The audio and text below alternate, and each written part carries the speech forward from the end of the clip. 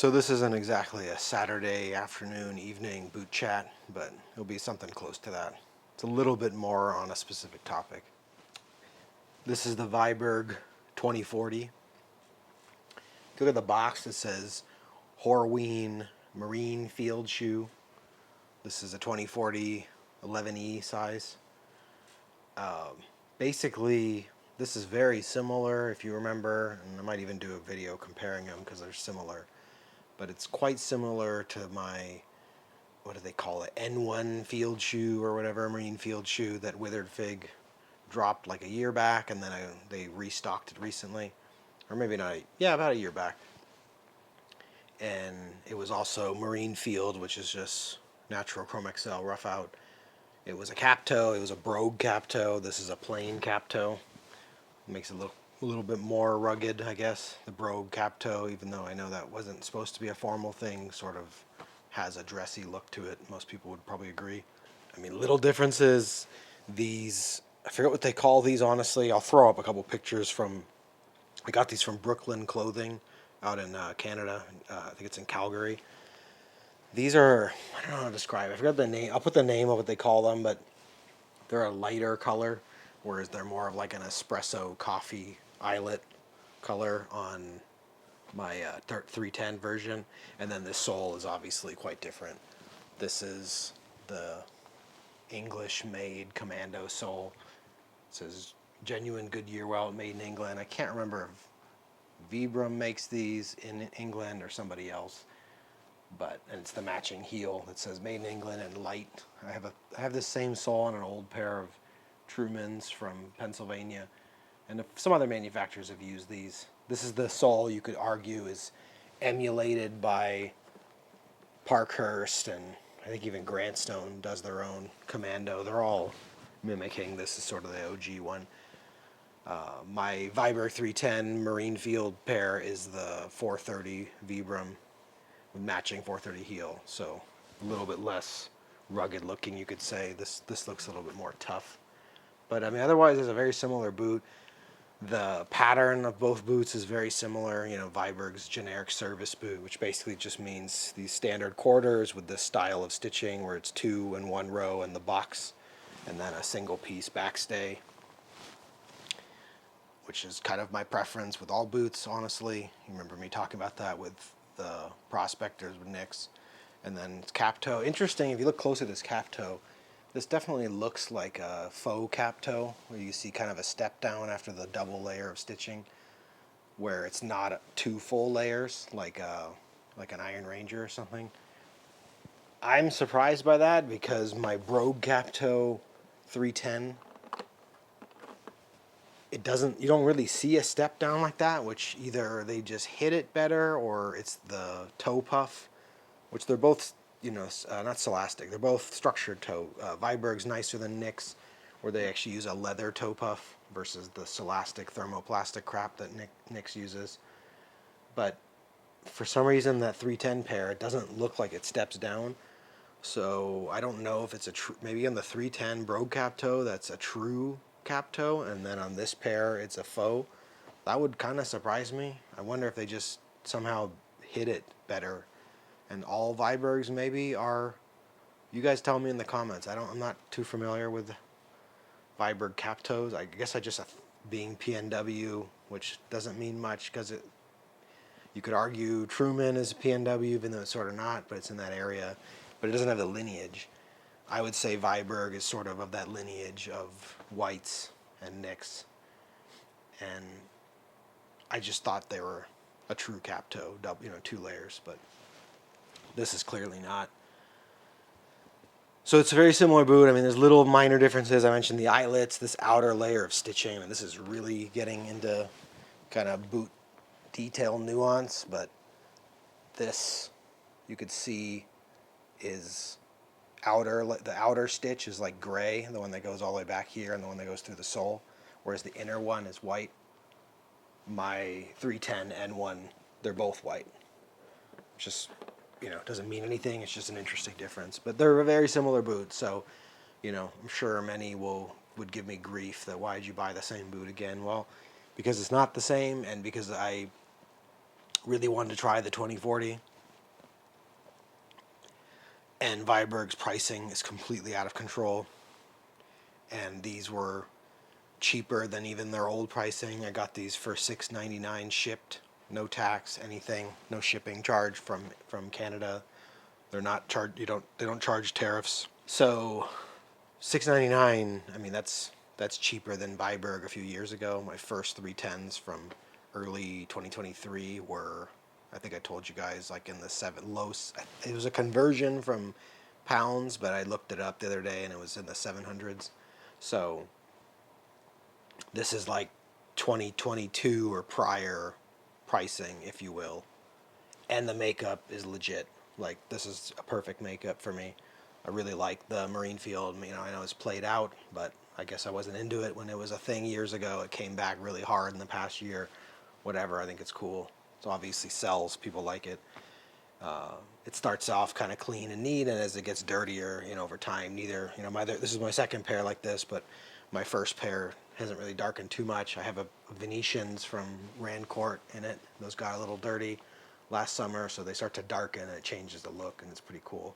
And then it's Chrome XL, so it smells nice, it's comfortable, it's soft. It's just cool. Really good build as far as the makeup, you know. Viberg is obsessed with a stupid ass Ridgeway sole that I won't buy. I won't buy a boot with the Ridgeway. If it was the perfect makeup and a Ridgeway sole, it's a game deal breaker. Like, you kill the boot by having that horrific sole. It's so ugly. I don't even know if it's comfortable or not. I just can't stand it. The front of it looks bad enough, but the heel is so ugly with the way you see those curves sticking out, little gaps. It's just, to me, it just makes the boot look like shit. So, knowing that, you know, most of the boots they make these days you can't even buy. And then their other fallback is the Day Night, which is a fine sole. There's nothing wrong with it, but it's kind of meh. You know, it's not exciting. Commando is exciting. Commando's dope. Useful, good traction, comfortable, looks cool. So I'm all about it. You know, I like the Commando from Truman and even the heavy lug from Truman and V100s. You know, this boot, you could argue with like a heavy lug V100 would look a little weird. The Commando's perfect. Rugged, but it's still Viberg. It's still not uber tough guy. You know, it's still kind of, you know, casual, whatever. So what I found out is, and so here's some interesting, sizing madness. I always wondered about this recently. I told you guys the last 310s I purchased. One of them I sold to Jimmy. I think he's loving them. Those were the same as my first two. All of them were 10.5 E Viberg size, which is supposedly, you know, 11.5 US, DUS. Apparently, Viberg E's are like really more like a USA D. I haven't heard people talk about that, but at least in the past, but I'm seeing that more and more.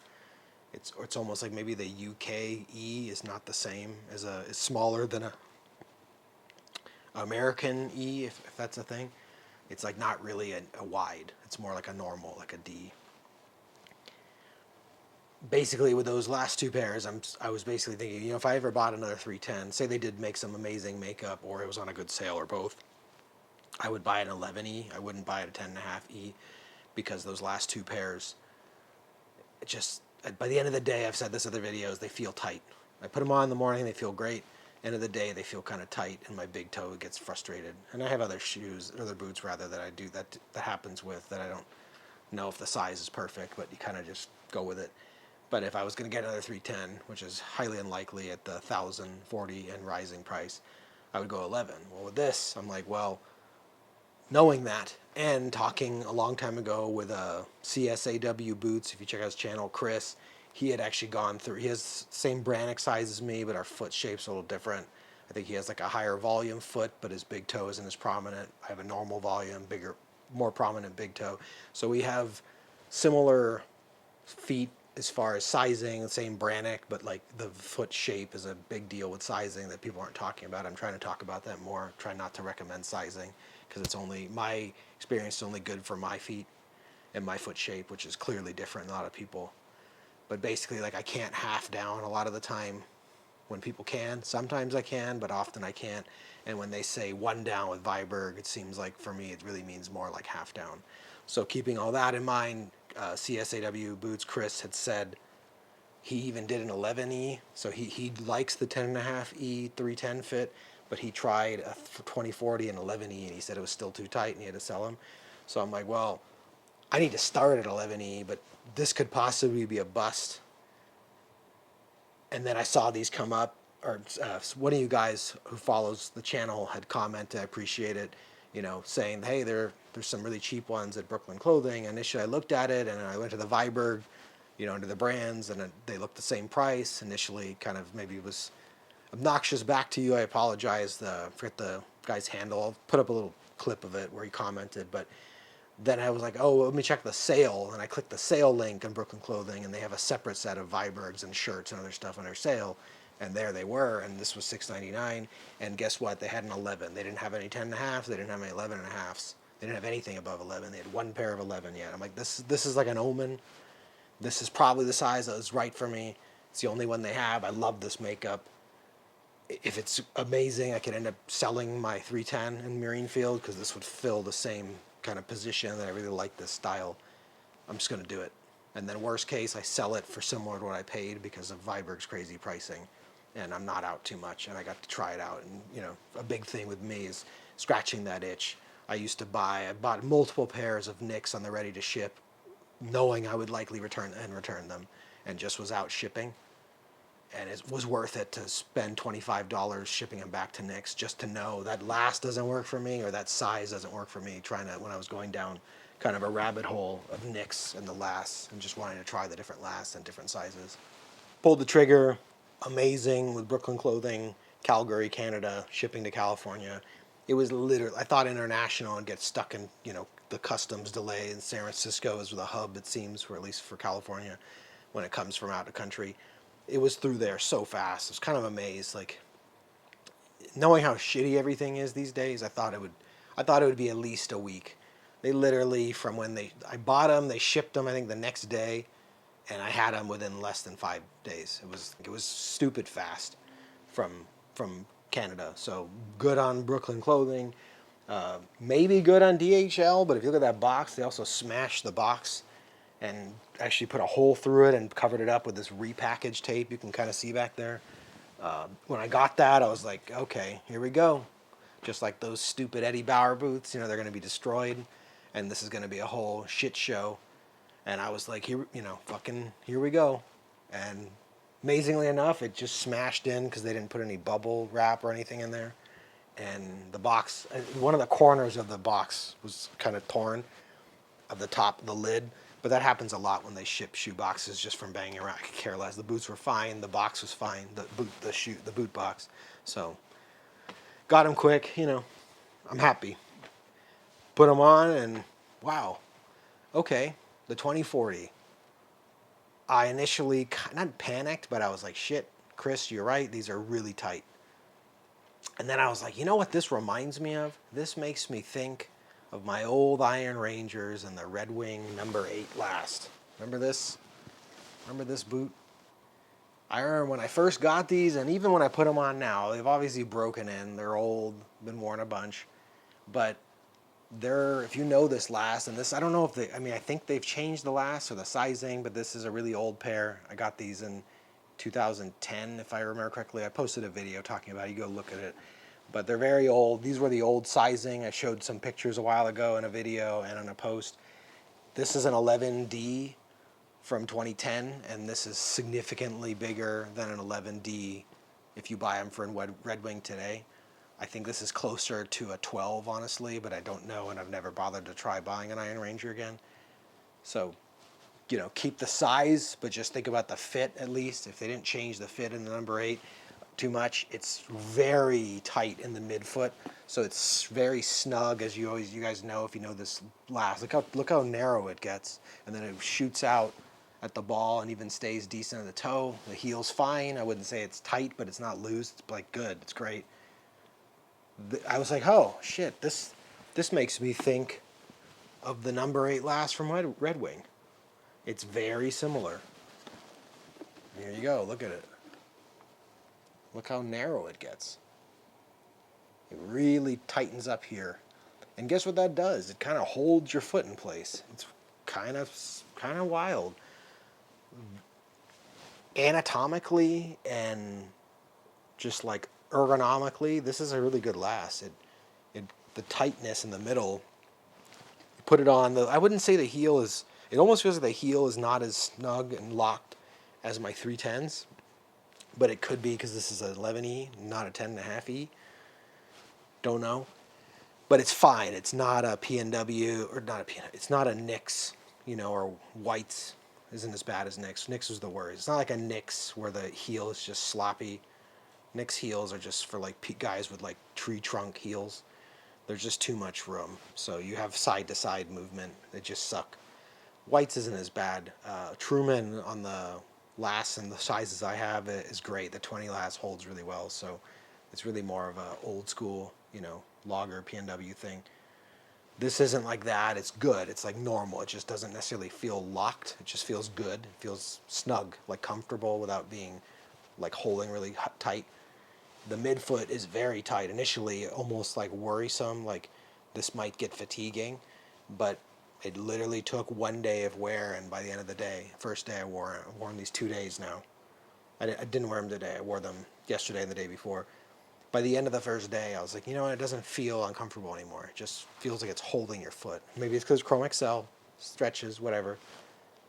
And then the front, it's not, I guess I wanted the Munson inspired to really give me all the space, but I guess it's kind of like the Thurman 55 and Thurman Northwest from Nix, where it's fine, but my big toe still kind of touches the side, but it's not being pushed over too much. And then there's more than enough space for the little toes, which I don't have problems with generally, other than the H&W years ago. That's just a murder last that just destroys feet because it's a piece of shit. I guess I was like, well, I thought my big toe would be completely free. It's not that hardcore Munson-y, but what clicked yesterday after I took them off at the end of the day is like, you know what? A lot of my boots that maybe don't fit perfectly, at the end of the day, I take them off, and when my big toe is able to kind of push and splay back over with full freedom, there's almost like a fatigue. It's not pain, but it's like my foot, like, finally, like I have room again. And I took these off, and I'm like, I don't feel that. So clearly the big toe room is adequate. That makes me think, well, this is possibly a better last for my foot than the 310, or it's because I went up to the 11, and maybe that really certifies my theory that in the modern 310, at least for the last year plus, I need to go to an 11E, because the 10.5E, either my first two pairs were oddly lasted and it worked out for me, like they were loosely lasted, or Viberg, who's known, Brett's known for refining lasts. He refined it, tightened into the toe just a little bit. It's visually, you can't really tell. I just feel it on my foot. And that little bit of pull in, whatever he may have done, like maybe they just sanded off a little bit of the last or something to recurve. That irritates my toe at the end of the day. And as I said, I put them on in the morning, walk around, they feel fine, they feel great. It's just like 7, 8 o'clock or later, 10 o'clock in the evening, I take them off and my feet are like, don't do that, bro. They're not happy about it. So interesting, Definitely pleased that I bought these. These are definitely keepers. I think the question becomes, does this, and I'll do another video going in depth, does this have to make me sell my 310 in Marine Field? Because one, it's too similar to this, really almost the same boot, just a slightly different cap toe and a different sole and a different last. Two, that boot is not sized as ideal as it could be, and because I told you earlier I have to scratch the itch, do I need to scratch the itch and find out what a modern 310 in 11E fits like? I don't know. I'll have to wear that boot a little bit, A-Bing it against this one, try to wear that. I try to do this sometimes when I'm comparing boots, is wear them back to back. Either take one off at some point in the day and switch the other one on, like in the afternoon or evening, or do it day after day. So I wear this one day, wear the other pair the next day, go back and forth a couple times and kind of, make mental notes of how it's fitting. But interesting, very interesting. And honestly, I mean, I think this is kind of a bias from how crazy their pricing is, but for $6.99, this is a hell of a boot. I completely think this is worth. I talked about it in my other video on Nick's. I don't think that Nick's Wicked and Craig milled buck brown pair that I had was worth $700 or whatever. This is worth $699. I have the finishing is perfect. There's literally no issues at all. No wonky stitches. Nothing's out of place. The finesse is there. I have plenty of criticism over Viberg and their insanity, but they know how to make a consistently perfect boot. And sure, I'm sure mistakes that get out, but there's zero problems. There's literally nothing. Compare the cap toes, like there's nothing going on funky with these. It's just this is what you guys want to play your stupid games about this whole handmade and hand lasting, Canon the perfect situation, and if everything is lined up and you've done everything right, hand lasted can be better. Okay, well that's not the world we live in. The world we live in is there's a lot of problems and things don't work well, and those hand lasted boots are inconsistent. And as I've said before, every single pair of my Nicks and 11E and the 67 last fit differently. Viberg's machine lasting, I don't think has that problem. And whatever they're doing with their employees or whatever, they seem like they can just do stitches correctly. You don't see the wavy lines like you see on Nicks and Whites. They package it, as you saw in my little unboxing, in a plastic bag inside of a shoe bag in a nice box. So you get the boots that you just spent $700 rather on, and they are perfect. They're not trashed, It's not like Whites where they decide to drop kick your boot into the box and there's all these scratches all over it because they're dipshits. Look at this. There's nothing wrong. There's like literally zero defects like Tuck Pendleton. And then unlike Truman, they have every eyelet in place. Truman sometimes forgets eyelets. No mistakes. They include these amazing laces and the leather laces. I decided to go on this pair, kind of fancy them up. Sole stitching's perfect. Heel sanding's perfect. They just nail it. And